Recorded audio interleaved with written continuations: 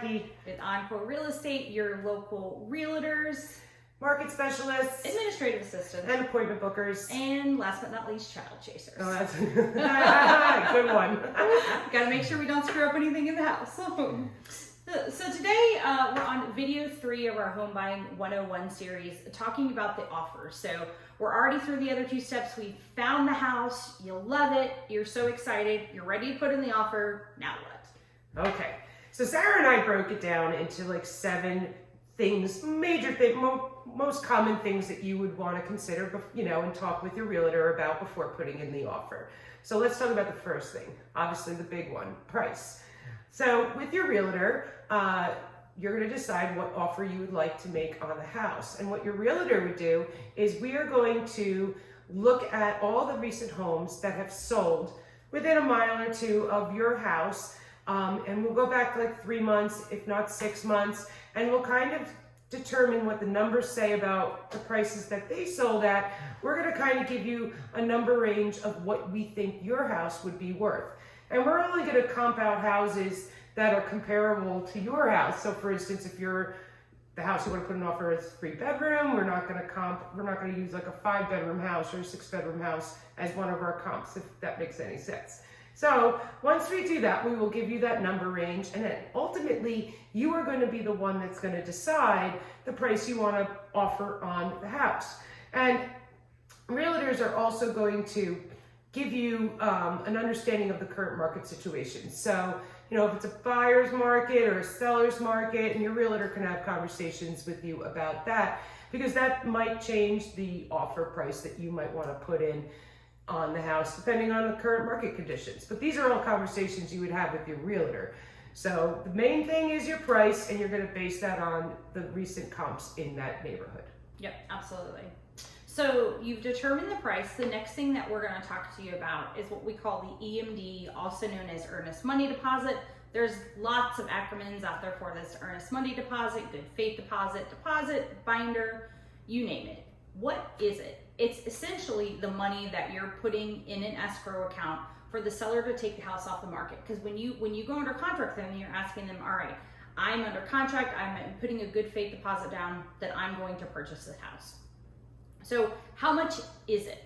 Typically, it's about 1% of the price of the house. So for example, if it's a $400,000 house, a typical earnest money deposit would be around $4,000.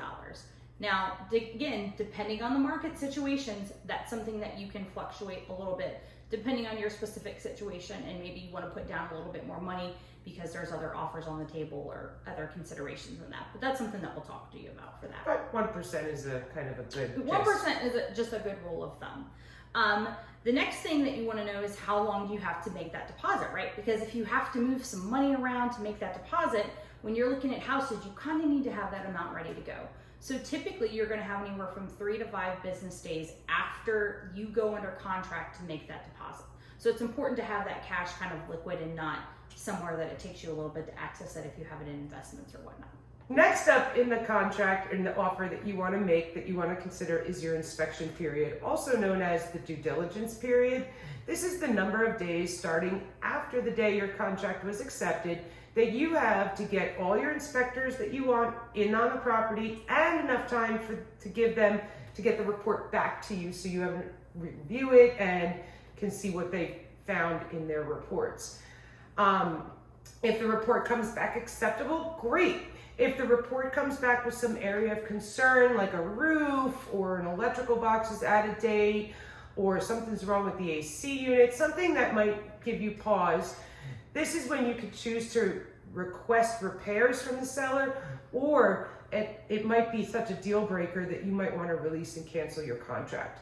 As long as you release and cancel your contract within that inspection period, you can get and receive your earnest money deposit back. Once that inspection period passes, you could forfeit the deposit that you put in on the house. It's your last get out of jail free card, basically. Yes, you're going to change your mind, change it in the inspection period. Absolutely.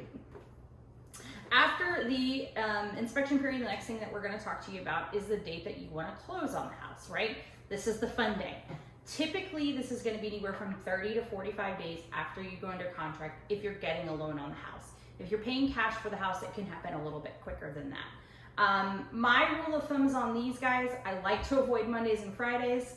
Ask me why. I've got some stories for you. But basically, you want to, if there's any last minute things that need to get taken care of, you want to allow some flex time for that. The last thing we want, somebody's expecting to close on Friday, the bank comes says, hey, I need X, Y, and Z. Now you have the U-Haul packed up and you're ready to move in on the weekend and you can't close till Monday.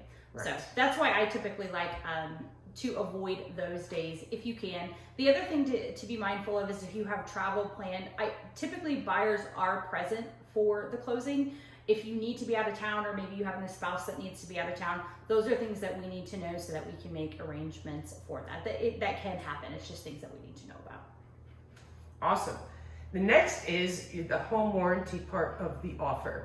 You can choose to request that the seller pay for a home warranty, which will cover, most appliances, AC, hot water heater, and obviously it's all going to vary depending on which company, and each company has the, standard premium plan. So it depends on which company, which plan you're selected. But typically a home warranty is about $400 to $600, and it covers your major appliances, the hot water heater and the air conditioner, up to about a year.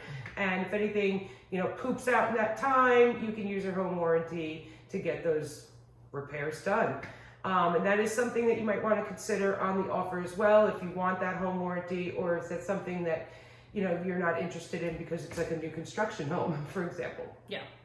All right, so last but not least, I hope you guys are staying with us. We're trying to get through this all as quickly as we can, are the additional terms. So this is where you're going to specify anything that is not already in the contract. So the contracts we use are standard, put together by the Florida Realtors. But what's not in there, for instance, is let's say you need some closing cost assistance on your house. Let's say maybe you need $6,000 in closing cost assistance for your house.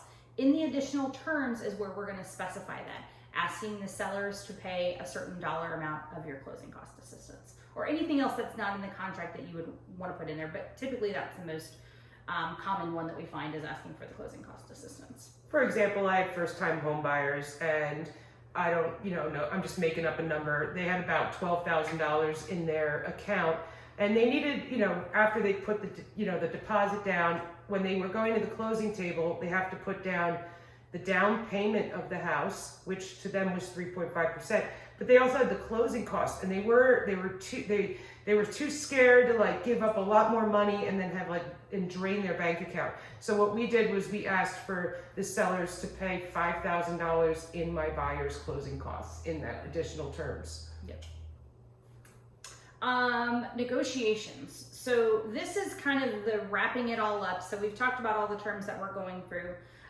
So keep in mind, once we put all these terms that we talked about into the contract, it's our turn to negotiate it.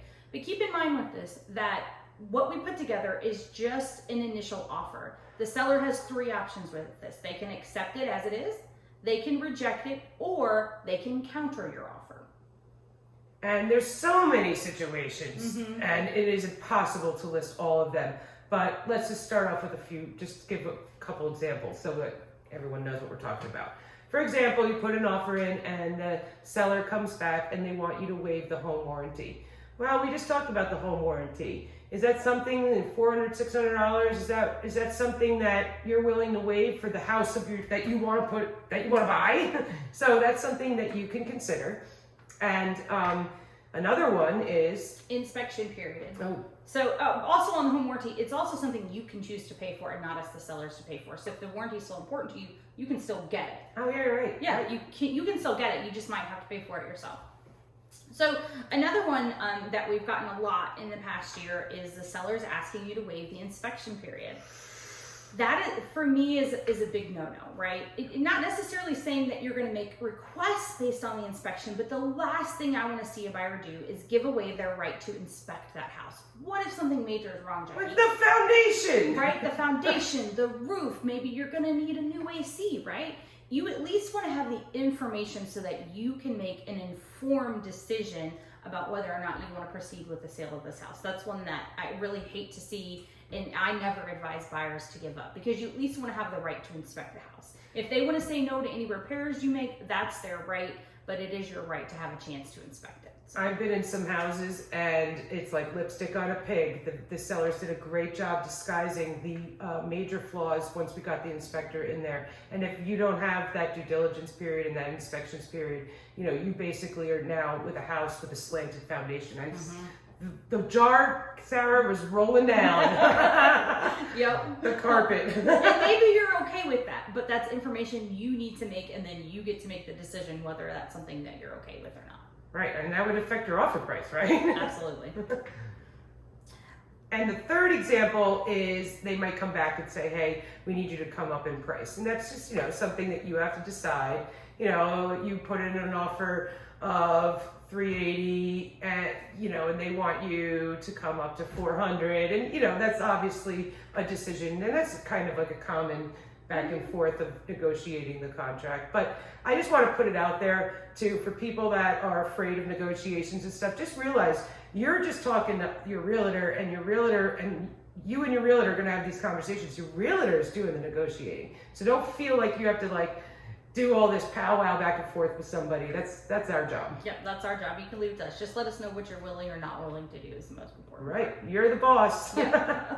Last but not least, I want people to understand that this going back and forth is typical. It is not typical for you to put in an offer and the seller just go, I'll sign here. Right? That's not normal. It is typical for negotiations to go back and forth a couple times. That's part of real estate. So understand that. Don't feel offended if the buyer comes back and says, hey, look, we liked your offer, but we'd like you to come up $5,000 on the sale price. Okay, great. Now you get to make the decision. Maybe you counter them back and say, hey, we'll come up $2,500. That is completely normal for a real estate transaction. I know some people really shy away from that, but like Jackie said, we're here to help you. We're here to negotiate for you. And I think it's important that you just know that it is typical so you can anticipate that. Absolutely. So I guess in closing to videos number 3 is just remember, everybody, real estate is not a one-size-fits-all.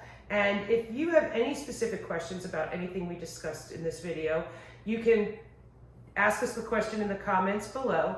And also, if you have any ideas of a video that we should be putting out there to help people like you, you know, also put that idea in the comments below. We love idea generating to help everyone out as much as possible that we can. Yeah, we do this every day. We're here. These videos are here to kind of help you guys to understand the process. So we really appreciate you guys watching. Be sure to like, comment, follow, subscribe, do all the fun stuff at Belkey Sells, at Jacqueline Veloce. and we'll link it below too. So thanks for tuning in. Have a good one. Bye.